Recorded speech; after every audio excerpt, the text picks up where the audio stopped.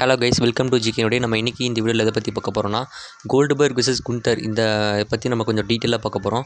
உங்கள் எல்லாருக்குமே தெரிஞ்சிருக்கும், பேட் பிளட் ஈவெண்ட்டில் நம்ம குந்தர் கோல்டுபர்க் கிட்ட வம்பிழுத்திருப்பார். நம்ம கோல்டுபர்க் அந்த ரேம்பெல்லாம் தாண்டி வந்து ஒரு மாஸ் காட்டியிருப்பார். அண்ட் எல்லாருமே கோல்டுபர்க் தீம் மியூசிக் ப்ளே ஆகும். அண்ட் ரிக்குள்ளே வந்து ட்ரிபிள் ஹெச் கிட்டலாம் ஒரு ஹாய் சொல்லிவிட்டு இந்த இடத்துல நம்ம கோல்டுபர்கோட தீம் மியூசிக்கும் ப்ளே ஆகிருக்கும்.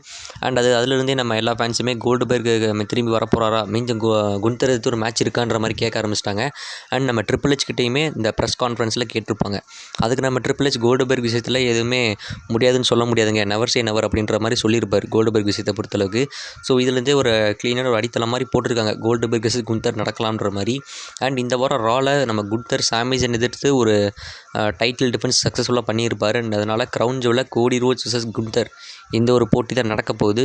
ஸோ இப்படி இருக்கும்போது கோல்டுபர்க் விசஸ் குந்தர் நடந்தால் எந்த ஈவெண்ட்டில் நடக்கும், எந்த டயத்தில் நடக்கிறதுக்கான வாய்ப்புகள் இருக்குது அப்படின்றத பற்றி இந்த வீடியோ நம்ம டீட்டெயிலாக பார்க்கலாம். அண்ட் நம்ம கோல்டுபர்க் கடைசியாக 2022 எலிமினேஷன் சேம்பரில் ஜெத்தா சவுதி அரேபியாவில் ரோமன் ரெயின்ஸ் கூட மோதி இருப்பார்.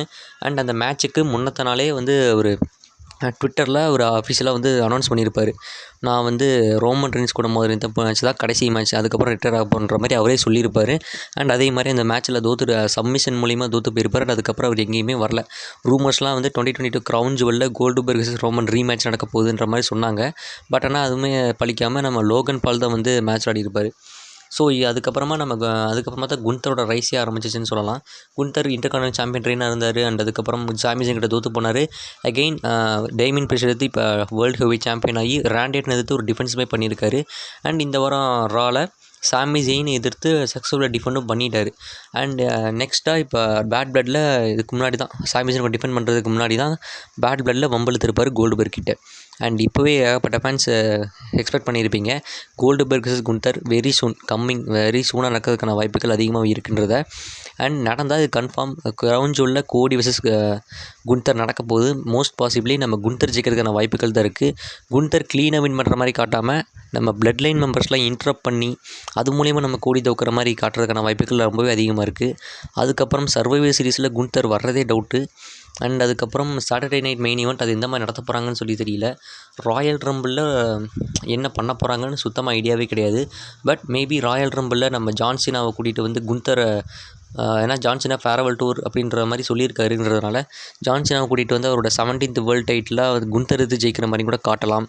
அண்ட் அதுலேருந்து குந்தர் நான் சாம்பியனாக இருக்கும்போது அப்போ வந்து கோல்டுபர்க் கூட ரெஸ்ல்மேனியா 41 ஒரு பிரம்மாண்டமான ஒரு மேட்சை இதை வைக்கலாம். டே 1 மெயின் ஈவெண்ட்டாக கோல்டுபர்க் விசஸ் குந்தர் கூட வைக்கிறதுக்கான வாய்ப்புகள் இருக்குது. அண்ட் இது எதுவுமே கன்ஃபார்ம் கிடையாது. ஃபர்ஸ்ட் ஆஃப் ஆல் கோல்டுபர்க் வருவாரான்றதே ரொம்பவே டவுட்டு தான். பட் வந்தார்னா ரெஸ்ல்மேனியாவில் வச்சாங்கன்னா உண்மையிலே பயங்கரமாகவே இருக்கும்.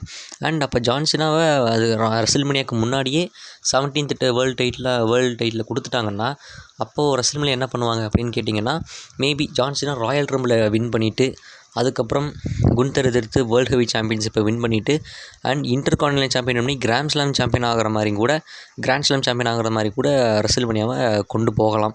இதில் எது நடக்க போகுதுன்னு சொல்லி கன்ஃபார்மாக தெரில. ஃபஸ்ட்டு ஜான்சனா கிட்ட 17th டைட்டில் கொடுப்பாங்களான்றது டவுட்டு, கிராண்ட் ஸ்லாம் சாம்பியன் ஆவாராங்கிறது டவுட்டு, கோல்டுபர்க் வர்றதே டவுட்டுங்கிறதுனால என்ன பண்ண போகிறாங்கன்னு சுத்தமாக ஐடியாவே கிடையாது. But most possibly Goldberg versus Gunther கொண்டு வந்துடுவாங்க. ஏன்னா வந்து WWE இப்போது ராவின் 2 hours தான் நடத்துகிறாங்க. ஃபேன்ஸ் கேட்குற எல்லாத்தையுமே கொடுத்துட்டு தான் இருக்காங்க. So which means Goldberg versus Gunther very coming சூனுங்க.